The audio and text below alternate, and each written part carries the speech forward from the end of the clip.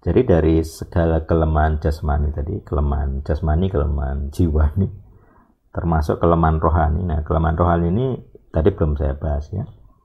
Kelemahan rohani ini karena standar-standar kerohanian yang saya pikir salah ya, ada banyak pemuritan. Kalau nggak saat teduh atau nggak berdoa rutin, nggak lulus disiplin rohani, ya anggapannya kurang saleh, kurang murid, kurang ciri-ciri murid ya, tidak bertumbuh, dan itu capnya tidak rohani ya, gitu. Itu bisa menimbulkan rasa malu. Karena nggak dicap rohani, dia pelayanan tuh malu. Ini berat kalau ketemu sisi-sisi kelam pemuridan itu berat. Nah, itu. Jadi pertanyaannya kepada diri kita, perenungan kepada diri kita tentang mengasihi diri sendiri, bagaimana mengelola pengenalan diri sendiri sehingga tidak malu berlebihan. Gitu. Malu tidak salah karena kan kita dituntut punya standar sosial. Kalau kamu bepergian dengan baju yang bolong misalnya, ya pasti ada malunya. Apakah itu dosa? Ya tidak. Gitu. Kalau kamu punyanya baju bolong, ya kamu tidak bisa dianggap berdosa. Gitu. Tapi kalau kamu dengan punya punya baju yang lainnya lebih baik, lebih rapi, terus kamu menghadiri acara resmi dengan baju bolong, ya kamu mengekspos dirimu kepada kesulitan. Itu bagian dari tidak mengasihi diri sendiri, cari penyakit intinya. Kecuali memang stylenya ya, artinya berani bayar harga, ya terserah, saya tidak mempermasalahkan. Tetapi itu bagian dari pengelolaan. Kalau sanggup menahan malu ya nggak apa-apa. Tapi rata-rata orang kan pengennya mengurangi konflik gitu ya. Jadi jangan terlalu banyak konflik dengan cara apa ya tadi, konformitas. Kita berusaha memenuhi standar gitu.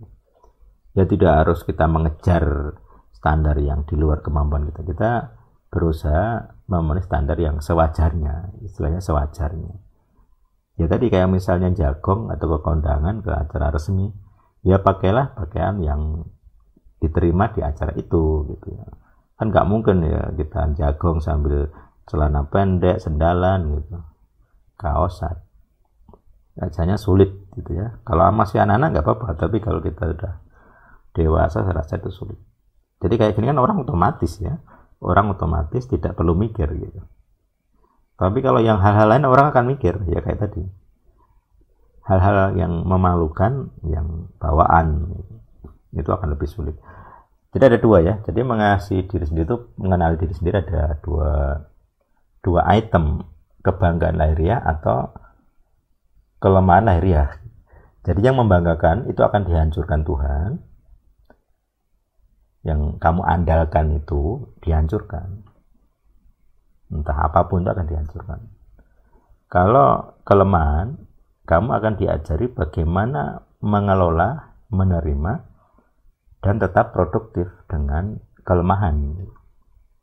Kalau kelemahanmu tidak saleh, ya carilah bentuk kerohanian yang lain. Saya dianggap tidak saleh, ya tidak apa-apa. Tidak menonjol-nonjolkan kesalehan rohani, saya tidak merasa butuh sanjungan. Dikatai tidak saleh, bagi saya tidak apa-apa. Tidak mempengaruhi jiwa saya. Karena kebanggaan saya bukan di situ. Saya tidak punya kebanggaan disanjung, itu bodoh amat dari saya.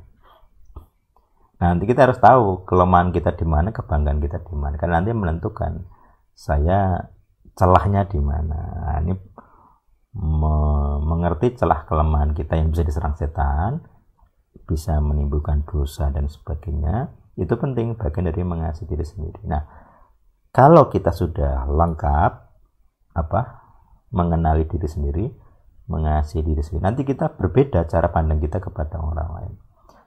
Kalau kita punya kebanggaan yang dianjurkan Tuhan tentang fisik misalnya, kemudian kita melihat orang lain dengan fisik yang minus, kita mengasihi kok. Kita tidak akan mengolok-olok, kita bisa menerima. Walaupun mungkin kamu akan merasa protes dengan kemampuan dia yang kurang secara jasmani, tapi kalau kamu pernah mengalami hal serupa, kamu kan jadi mawas diri. Wong aku dhisik ya ngono kok, punya kelemahan seperti itu. Jadi ketika orang menonjol nampak kelemahannya di situ yang kamu sendiri ngalami, Kan nggak mungkin kamu sombong kan. Kamu mengolok-olok kan juga tidak mungkin, kamu yang ngalami sendiri dihancurkan, malu dengan kelemahan yang sama, kan tidak mungkin. Pasti kamu akan mikir-mikir mau mengata-ngatai, mencaci juga. Makanya orang-orang yang tidak pernah dihancurkan itu belum bertumbuh gitu. Karena nanti dia menuntut hal-hal yang tidak wajar. Orang lain harus ini, harus itu, harus ini, harus itu. Lalu kamu sendiri aja nggak sanggup. Kan itu pemuridan munafik yang kita bahas ya beberapa waktu lalu. Kalau kamu tidak bisa, ya jangan tuntut orang lain untuk bisa. Kalau kamu nggak bisa mengampuni, jangan tuntut orang lain bisa mengampuni. Kalau kamu nggak cakep, jangan tuntut orang lain untuk cakep gitu. Kalau kamu jelek, jangan tuntut orang lain untuk cakep. Kadang-kadang orang menyerang itu kan bukan karena dia sanggup ya, tapi karena ingin. Kalau saya jelek, orang lain ya harus jelek gitu. Iri, jadi ada iri hati. Nah itu nanti integritas, kejujuran itu nanti muncul. Kita udah bahas juga itu dulu tentang kejujuran berkali-kali. Itu ya, ini materi sedikit tentang mengasihi diri sendiri. Implementasinya adalah dengan mengasihi diri sendiri, saya bisa mengasihi orang lain.